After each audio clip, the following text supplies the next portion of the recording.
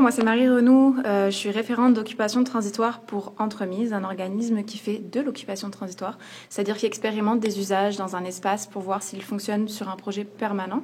Je suis particulièrement référente, coordinatrice d'activités, mettons, à la Cité des Hospitalières en transition. La Cité des Hospitalières en transition, c'est un projet très similaire à celui du couvent de la congrégation des Sœurs de la Croix-sur-le-Lac, puisque c'est une communauté vieillissante de sœurs qui a vendu à la ville de Montréal pour que la ville trouve des projets qui s'adaptent au lieu et qui poursuivent la mission de les sœurs, là, donc de soins à la collectivité, de solidarité, etc. Donc mes propositions, mes conseils, ce que je vois déjà dans le projet du promoteur immobilier pour la congrégation des Sœurs de la Croix sur le lac, c'est déjà un super projet pour l'inclusivité et le maillage intergénérationnel et entre différents types de populations. Par contre, c'est pas parce qu'on met des gens sous le même toit que les gens vont forcément se rencontrer et qu'il y a des synergies intéressantes qui vont se créer. Fait que c'est bon de penser à créer des ponts, plutôt que ce soit des coquilles de personnes âgées, étudiants qui bougent facilement, personnes à faible revenu, qu'il y ait des ponts entre ces différents types de populations-là. Puis quoi de mieux que d'avoir un facilitateur qui connaît parfaitement l'espace et les personnes qui y habitent sur le lieu pour justement qu'ils puissent analyser quel pont on peut créer des événements en fonction, etc. Donc un petit facilitateur sur place ou une manière de faire un tout cohérent, ça serait à réfléchir.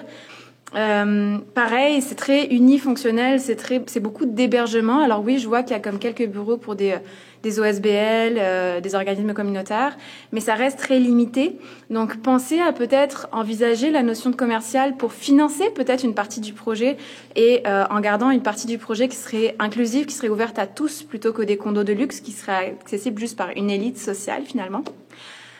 Puis finalement, peut-être envisager de l'occupation transitoire pour tester tout ça, plutôt que définir un projet permanent dans un bureau, puis en n'étant jamais allé l'expérimenter sur le site.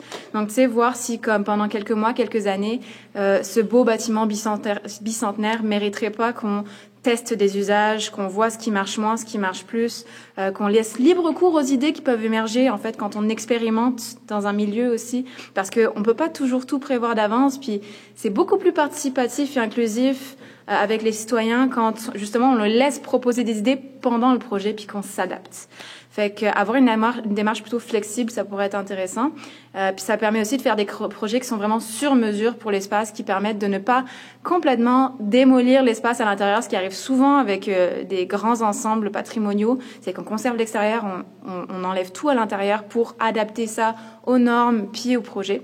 Fait que considérer l'occupation transitoire pour un projet plus sur mesure, inclusif, prévoir des espaces dédiés aux personnes qui habitent dans le milieu et pas juste des grandes salles vides multifonctionnelles, puis garder des espaces sans vocation.